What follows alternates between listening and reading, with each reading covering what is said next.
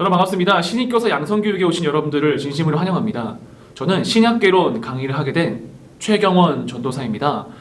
오늘 이 시간을 통해서 신약성경의 핵심과 그리고 신약성경 처음부터 끝까지를 한번 훑어볼 수 있는 그런 귀중한 시간이 되길 바라겠습니다. 강의의 목차는 다음과 같습니다.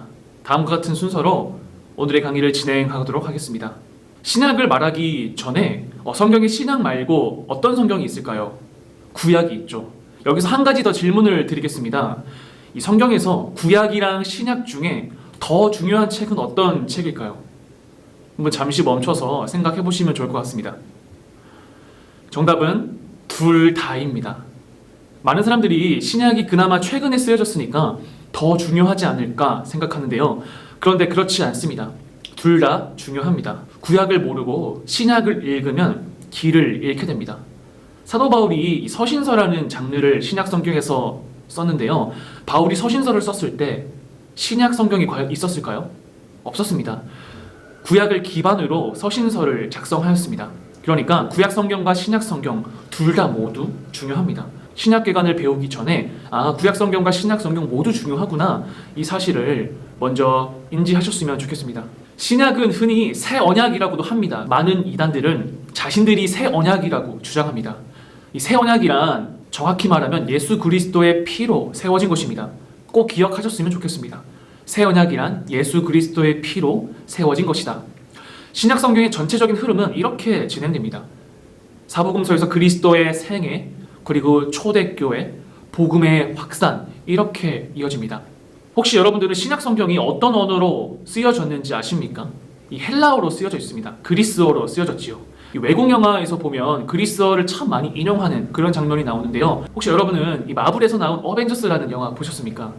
그 영화에서 모든 어벤져스의 적 타노스가 나오죠.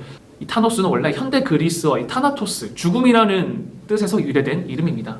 타노스뿐만 아니라 우리 일상생활의 많은 여러 부분들이 이 그리스어를 차용했다라는 사실을 알 수 있습니다. 신약은 총 27권으로 이루어져 있습니다. 구약은 몇 권일까요? 39권입니다. 그래서 교회에 보통 비밀번호, 보통 4자리라고 하면 보통 비밀번호가 3927 이렇게 많이 되고요. 혹시나 여러분이 교사로 있을 때 3927인데 비밀번호가 열리지 않는다, 그럼 한 가지 꿀팁이 있습니다. 한 가지 그 꿀팁은 여기서 다른 비밀번호 하나를 몰래 소개시켜드리도록 하겠습니다. 비밀입니다. 3927이 안 되시면 0691을 한번 쳐보세요. 이 두 개면 웬만한 비밀번호가 다 맞습니다. 이거 꼭 비밀로 해주셔야 됩니다. 간단하게 신약 성경을 표로 한번 살펴보도록 하겠습니다. 이 복음서, 역사서, 서신서, 묵시서, 이 4가지 성격으로 분류할 수 있습니다. 복음서는 다 아시죠? 마태, 마가, 누가, 요한 복음입니다. 역사서는 사도행전입니다. 서신서는 이 편지라는 뜻을 가지고 있는데요. 이 서신서에는 바울 서신과 비바울 서신, 일반 서신으로 나뉩니다. 묵시서는 계시록이 있습니다. 그럼 먼저 복음서를 간단히 살펴보도록 하겠습니다. 복음서는 총 4권으로 이루어져 있습니다. 그리고 예수님은 한 분이십니다. 그래서 이 예수님 한 분의 이야기를 4명의 다른 저자가 작성하였습니다. 그래서 4시각 한 복음이라고 합니다. 이 각각 사복음서의 저자는 자기가 보는 관점과 시각이 달랐습니다. 마태가 보는 시각과 마가가 보는 시각, 또 누가가 보는 시각과 요한이 보는 시각이 각기 달랐습니다. 그래서 이 사복음서는 비슷하면서도 마가에 없는 내용은 누가에 있고, 그리고 마가에 없는 내용이 마태복음에는 있고, 이렇게 차이가 납니다. 이를 4시각 한 복음이라고도 합니다. 4저자의 시각, 그리고 그 시각으로 한 분 예수님에 대해서 작성했다라는 뜻을 가지고 있습니다. 4명의 복음서가 예수님에 대해 다르게 기록하고 있는데요. 몇몇 사람들은 이 사복음서가 기록한 것이 다르다는 이유로 예수님에 대한 존재성을 거부하고 의심하는 사람들이 꽤 있습니다. 혹시 여러분들은 드라마 시그널을 보신 적 있으십니까? 이재훈과 조진웅 그리고 김혜수가 주연으로 나온 그러한 드라마인데요. 이 하나의 무전기를 놓고 과거와 현재를 이어주는 그러한 드라마입니다. 그리고 수많은 미제 사건들을 해결하는 그러한 드라마입니다. 이 드라마 중에서 인주 여고생 사건에 대해서 다루는 내용이 있는데요. 이 드라마상에서 인주라는 지역에서 한 명의 여고생을 성폭행한 그러한 사건이 있었습니다. 이 사건의 범인은 인주시에 돈이 많은 시멘트 사장의 아들이었는데요. 이 사건을 조사하던 중에 경찰은 모든 학생들의 진술이 너무나도 똑같다라는 사실이 나옵니다. 이 한 사건에 대해서 모든 학생들이 진술이 너무도 똑같으니까 경찰은 이 사람이 범인이 아니겠구나 라는 생각을 하는 것보다 그 사건에 대해 더욱 의심하는 그런 장면이 나옵니다. 실제 법정에서도 이 증인들의 진술이 100% 똑같으면 무엇을 의심하는지 아십니까? 바로 증거 조작을 의심합니다. 이렇게 사복음서가 이렇게 비슷하면서도 다른 점이 있다는 것은 오히려 조작된 문서가 아니라 정말로 실제 예수님의 공생애를 자신들의 관점으로 재서술했다라는 주장을 지지하게 됩니다. 오늘 제가 소개한 이 법정에서 증인들의 증언이 100% 똑같았을 때 오히려 의심한다라는 그 법정에서의 성격을 이해한다면 오히려 이 사복음서 가운데 기록된 예수님의 공생애는 실제 사건을 기반으로 작성했다라는 사실을 우리는 알 수가 있습니다. 여기서 잠시 쉬어가는 시간으로 퀴즈 하나를 내보도록 하겠습니다. 사복음서 중에서 이 비슷한 관점으로 복음서 3권은 무엇일까요? 한번 생각해 보시기 바랍니다. 정답은 이따 공개하겠습니다. 다음으로는 역사서에 대해서 한번 설명해 보도록 하겠습니다. 신약 성경의 유일한 역사서이지요. 바로 사도행전입니다. 사도행전은 누가라는 사람이 작성하였고 이 초대교회, 첫 교회를 다루고 있습니다. 이 사도행전은 크게 1장에서 12장까지는 베드로의 사역, 그리고 13장에서 28절까지는 바울의 사역 두 부분으로 나뉘어져 있습니다.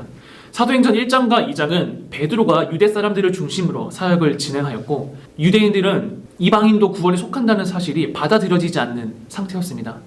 그러나 사도행전 10장에서 하나님께서 베드로에게 특별한 환상을 보여주셨는데요. 구약 성경에서 먹으면 부정한 음식들이 하늘에서 내려오고 하나님께서는 베드로에게 그것을 먹으라고 말씀하시는 장면이 나옵니다. 베드로는 부정한 음식이라고 먹지 않았는데요. 그러자 하나님께서는 내가 깨끗하게 한 것을 네가 속되다 하지 말라라고 말씀하셨습니다. 여러분, 율법에는 도덕적 계명과 의식적 계명이 있습니다. 이 도덕적 계명은 10계명이고 나머지 율법은 의식적 계명인데요.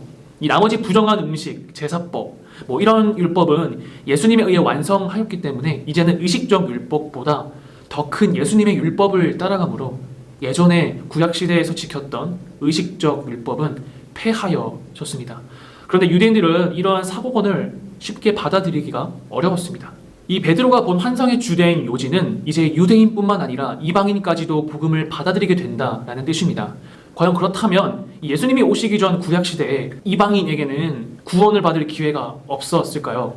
그런 것은 아닙니다. 여수와 정탐을 도와준 라합, 그리고 구약의 룻기에 나오는 룻도 이방인이었는데요. 다 구원을 받았습니다. 그러면 복음이 유대인뿐만 아니라 이방인까지도 받아들이게 된다는 뜻은 이 유대인들의 선민 사상 때문이었습니다. 하나님은 유대인들을 통해서 세계 모든 만민이 구원을 받도록 이스라엘 사람들을 선택하셨는데요.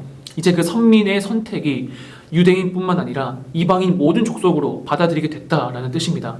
그런데 그때 당시 사람들은 하나님의 말씀을 잘못 이해하고 이방인들을 차별하고 괴롭히고 사회적 고통을 가하던 그런 안타까운 일들이 벌어지고 있었습니다. 그래서 복음이 이제 유대인뿐만 아니라 이방인까지도 넓혀지게 되었고 그리고 그 사역은 바로 바울에 의해서 시작됩니다. 다음은 서신서입니다. 서신서는 신약성경 27권 중 21권에 속해 있습니다. 서신서에는 바울 서신, 비바울 서신, 그리고 일반 서신으로 이루어져 있습니다. 서신이라는 말은 아까 말했듯이 편지로 전하는 소식입니다. 편지를 보낸 것이 정경으로 인정되어 오늘날 신약성경에 포함되었습니다. 다음은 예언서입니다. 신약성경의 유일한 예언서인 요한계시록이 있습니다. 사도 요한이 반모섬에서 기록하였고 이단들의 요한계시록 말씀을 근거로 많이 사용합니다. 다음은 신약성경의 지도입니다. 신약성경의 세계관은 이 지도 안에 다 포함됩니다. 신약에 나오는 아시아는 지금의 대한민국에 있는 아시아가 아닙니다. 지금의 터키 지역이 그때 당시의 아시아였습니다. 여기에는 갈라디아 지역도 있고 에베소, 마게도냐, 데살로니가, 고린도 지역이 있습니다. 한번 눈으로 살펴보시면 좋을 것 같습니다. 신약성경을 읽을 때 큰 도움이 됩니다. 이제는 신약성경을 한번 구체적으로 살펴보도록 하겠습니다. 아까 복음서를 잠시 언급했을 때 제가 퀴즈를 잠시 냈었잖아요. 4개의 복음서 중 공통된 관점으로 기록된 복음서 3개는 무엇일까요? 한번 다음 그림의 공통 비율을 한번 보시겠습니다. 마태는 58%, 마가는 93%, 누가는 41%나 비슷합니다. 그런데 요한복음은 8%밖에 되지 않습니다. 이 퀴즈의 정답을 아시겠죠? 마태, 마가, 누가가 공통된 관점으로 기록된 복음서입니다. 그래서 이 세 복음서를 공관복음이라고 합니다. 공통된 관점을 가진 복음서다. 그래서 공관복음이라고 불립니다.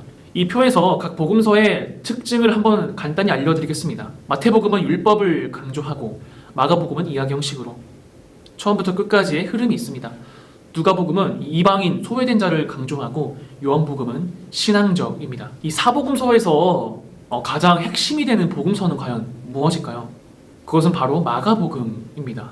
그 이유는 요한복음을 제외하고 마태복음과 누가복음은 이 마가복음을 참고하면서 쓰여졌기 때문입니다. 마가복음을 원자료로 한 다음 마태복음은 자신의 특수 자료와 마가복음의 자료를 합쳐서 마태복음을 작성하였고, 누가복음은 이 누가가 자신만의 특수한 자료와 또 마가복음을 합쳐서 이 누가복음을 작성하였습니다. 이 사복음서를 제대로 이해하기 위해서는 이 마가복음의 구조를 아는 것이 가장 중요합니다. 왜냐하면 마태복음과 누가복음이 마가복음을 참고하면서 쓰였기 때문입니다. 마가복음의 구조는 간단합니다. 예수님이 어디로 이동하셨는지 이 장소에 염두에 두면 굉장히 쉬운데요. 1장부터 5장까지는 갈릴리에서의 예수님, 6장부터 9장은 갈릴리 안과 밖을 다니시는 예수님, 여기 다니시면서 병도 치유하시고 기적도 행하시는 다양한 사건이 나옵니다. 이 10장은 예루살렘으로 들어가는 여행기, 11장에서 16장은 이 예루살렘 안에서 예수님의 순환과 부활 이야기를 다룹니다. 이 장소에 염두에 두시고 마가복음을 읽는다면 좀 쉽게 이해할 수가 있습니다. 그 뒤에는 마태복음이 나오는데요. 마태복음도 다음과 같은 구조로 이루어져 있습니다. 구조는 마가복음과 비슷하죠. 1장에서 2장은 공생의 이전의 이야기가 추가되어 있습니다. 특별히 마태복음은 자신의 여러 특수한 자료들이 추가되었는데요. 마태복음 특별히 5개의 설교문을 중심으로 글을 전개해 나가고 있습니다. 마가복음은 장소를 염두에 두면 되지만 마태복음은 이 5가지의 설교를 중심으로 염두에 두고 읽으시면 좋습니다. 이 5가지 설교문, 혹시 구약에 떠오르는 게 있으신가요? 모세오경이 떠오르죠. 마태복음은 율법적인 관점이었기 때문에 이 5개의 설교문이 모세오경과 연결되어 있음을 알 수가 있습니다. 누가복음도 구조가 비슷한데요. 1장에서 2장 뭔가 인트로 같은 느낌이 추가되었고, 마지막 24장에서는 부활하신 이후 에필로그 같은 이야기가 추가되었습니다. 특별히 누가복음 24장 에필로그는 배반한 베드로가 물고기를 잡았는데 예수님이 내가 나를 사랑하느냐 3번 말한 장면 있지 않습니까? 그 장면을 비롯해서 누가복음에만 기록된 그런 내용이 있습니다. 다음은 요한복음입니다. 요한복음은 다른 3개의 복음서와 공통점이 없는데요. 이 말은 요한은 자신의 독자적인 자료를 바탕으로 요한복음을 작성하였다라고 보시면 됩니다. 처음 신앙생활 하시는 분이 요한복음을 읽으면 예수님에 대해서 더 쉽게 알아갈 수가 있습니다. 1장에서 12장은 기적을 중심으로 글을 전개해 나가고 있고, 13장에서 16절은 설교를 중심으로, 17장은 기도, 나머지는 다른 복음서와 비슷한 전개를 이루어 나가고 있습니다. 다음은 사도행전을 살펴보겠습니다. 예수님의 지상명령을 수행하는 과정을 나타냅니다. 지상명령이란 무엇일까요? 그것은 바로 모든 민족을 제자로 삼아 아버지와 아들과 성령의 이름으로 세례를 베푸는 것이죠. 그 다음 초기 교회들이 탄생하기 시작했습니다. 사도행전 10장에 나오는 베드로의 환상사건 이후로 복음이 이방인까지 전파되었다라고 아까 말했는데요. 이제 선민이었던 유대인뿐만 아니라 모든 민족이 하나님이 선택받은 선민으로서 이 복음 전파의 사역을 감당하게 되는 중요한 시기입니다. 특별히 15장에서는 예루살렘 공의회가 일어났는데요. 이방인에게 복음이 허용된다는 사실을 통해 어떤 이방인을 교회에 들이게 될지 회의하는 그런 시간을 가지게 되었습니다. 여기서 우은 목피가 결정되었는데요.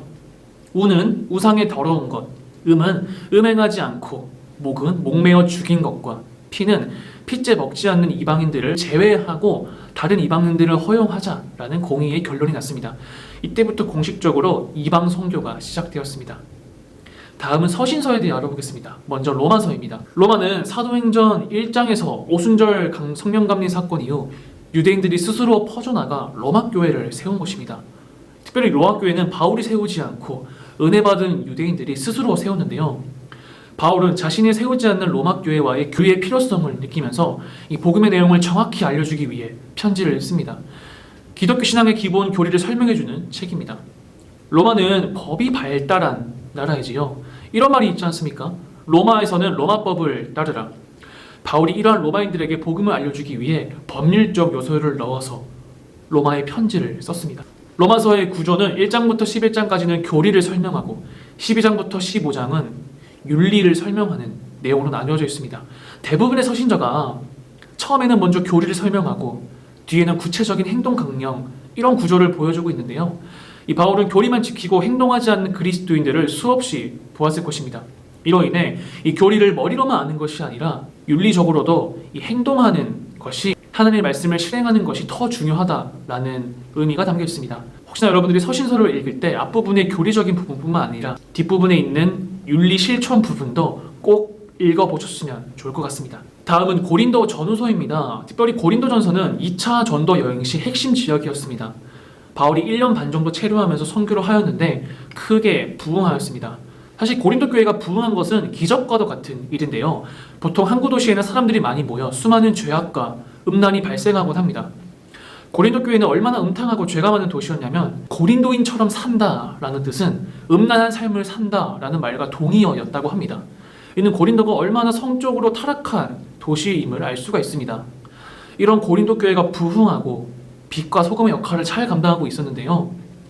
아볼로가 이 바울의 뒤를 이어 사역하고 바울은 떠나게 되었습니다. 그런데 몇 년이 지난 후 고린도 교회에는 많은 문제가 생겼습니다. 흔히 파벌 싸움이 생겼는데요. 이 성경을 자세히 읽어보면 아볼로파, 게바파, 그리스도파가 생겼다라고 이야기하고, 또한 가난한 자와 부자와의 갈등, 기존 신자와 새로운 신자 간의 갈등이 있습니다. 이뿐만 아니라 가족 간의 은행이라는 문제도 있었고, 또 성도 간의 소송 문제 등 정말로 말로 할 수 없을 정도의 문제가 발생하기 시작했습니다. 이러한 문제들을 해결하고 대안을 마련하기 위해서 고린도 전서를 작성하였습니다. 이 고린도 후서는 고린도 전서를 받은 고린도 교회는 이 바울의 편지를 받고 회개하기는커녕 바울에 대항합니다. 심지어 바울을 의심하면서 너가 정말 사도 맞냐, 하나님의 제자 맞냐라는 반박하는 편지를 고린도 교회가 사도 바울에게 씁니다. 그래서 이 반박하는 고린도 교회에 다시 한번 편지를 쓰는 내용이 바로 고린도 후서입니다. 이에 바울은 자신의 사도된 것은 예수 그리스도의 은혜로 되었다라고 고백하는데요. 그러면서 자신의 사도권을 변호합니다. 바울은 여러 차례 고린도 교회를 방문하거나 편지를 썼는데요. 결국 이러한 바울의 노력 끝에 고린도 교회는 바울을 통해 들려지는 하나님의 말씀과 뜻에 순종하게 되는 그러한 귀한 역사를 경험하게 됩니다. 다음은 갈라디아서입니다. 갈라디아 교회가 복음을 받아들였다가 다시 율법으로 들어가게 되었습니다. 이는 다른 복음을 받아들였는데요. 그리고는 아까 고린도 교회와 비슷하게 사도 바울의 사도권을 의심하는 모습도 보이게 됩니다. 이러한 모습을 본 바울은 율법으로 가지 말고 다시 예수님의 복음으로 되돌아와라 라고 편지를 쓰는 내용이 갈라디아서입니다. 다음은 에베소서입니다. 에베소서는 교회론에 대해서 설명합니다. 교회의 통일성과 교회의 직분을 다루고 있습니다. 이 교회가 어떤 모습이고 교회는 무엇인지 라는 것을 살펴보기 위해서는 에베소서를 읽어보시면 이 교회를 이해하는 데 큰 도움이 될 것 같습니다. 다음은 빌립보서입니다. 빌립보서는 사도 바울이 감옥에서 쓴 서신서입니다. 고난을 기쁨으로 역설하는 책이기도 한데요. 감사와 기쁨이 강조된 책입니다. 부활 사상을 기초로 하여 기독교인의 시민권은 이 천국에 있다고 말하기도 합니다. 사실 빌립보서는 감옥에서 쓰여진 책이지만 가장 많이 기쁨이 강조된 서신서입니다. 감옥 안에 서 있었는데 기쁨이 강조된 역설적인 그런 의미를 가지고 있지요. 다음은 골로새서입니다. 골로새서는 영지주의 이단을 막기 위해 예수 그리스도를 강조하는 기독론의 내용이 담겨져 있습니다. 영지주의란 자신들의 주장하는 영적인 지식을 가지고 있어야 구원을 받는다. 이 영적인 지식, 영지주의라고 주장하는 이단인데요. 이러한 이단 사상을 배격하기 위해 쓰여졌습니다. 영지주의는 어떻게 자신들의 사상을 이해하고 있었냐면, 혹시 여러분들은 이원론이라고 들어보셨습니까? 이원론, 뭔가 두 개가 등장할 것 같은데 그것은 바로 몸과 영혼을 분리하는 사고입니다. 이원론에 대한 신화는 데미우르고스라는 물질의 신이 영적인 부분을 담당하는 최고의 신 푸네우마를 사용하여 창조한 세계라고 봅니다. 그래서 육체는 더럽고 악하며 이러한 육체의 감옥에서 해방되어야 진정한 구원이 온다라고 생각하였습니다. 이러한 육체의 감옥에서 나오기 위해서는 자신들의 사상인 이 영적인 지식을 알아야 해방된다라고 주장합니다. 그런데 히브리인 야훼의 신, 즉 하나님은 일원론입니다. 몸과 육체가 분리되어 있다라고 생각하지 않고 구분되어 있다라고 봅니다. 좀 어렵죠? 이것은 바로 몸과 육체의 연합을 중요시 생각합니다.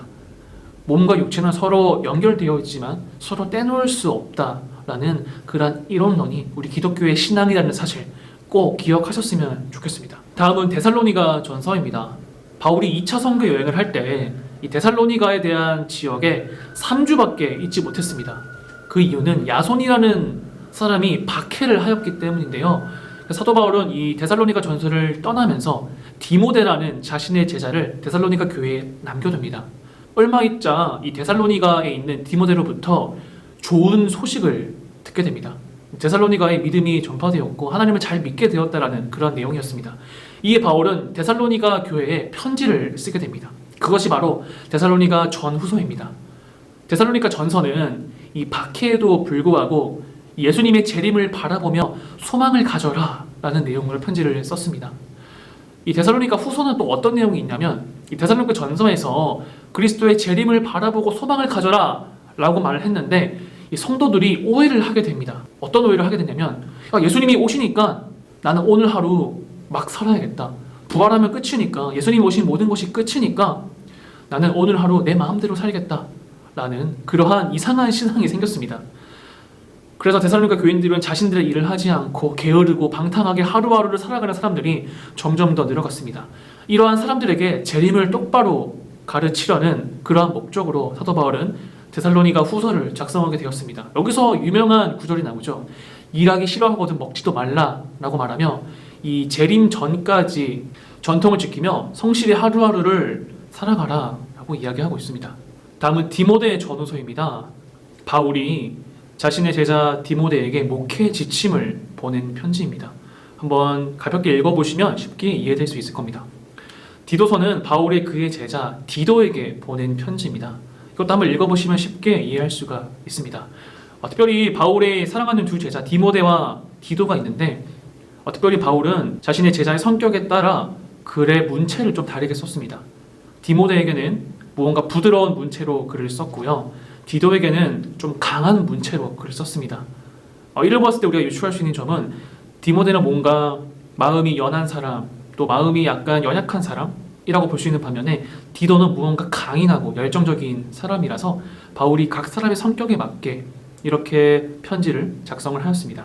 한번 참고하시면 좋을 것 같습니다. 다음은 빌레몬서입니다. 사도 바울이 빌레몬이라는 사람에게 편지를 보낸 내용인데요. 빌레몬은 오네시모라는 종을 가지고 있었습니다. 그런데 이 종이 도망하여서 사도 바울에게 가게 되는데 이 바울이 빌레몬에게 이 종을 용서하고 풀어주라 라는 그러한 내용을 담고 있습니다. 그때 당시에는 정말 획기적인 내용이었습니다. 왜냐하면 그때 당시만 하더라도 노예는 사람이 아니고 그냥 사람의 재산이었기 때문에 이 노예로서의 인격이 없던 그러한 시대였습니다. 그런데 그러한 시대에도 불구하고 사도 바울은 이 종을 예수 그리스도의 은혜로 풀어주라 라고 말하는 앞서간 사고방식으로 이 빌레몬에게 편지를 썼습니다. 다음은 히브리서입니다. 히브리서는 저자는 정확히 알 수 없지만 이 바울이라고 추측합니다.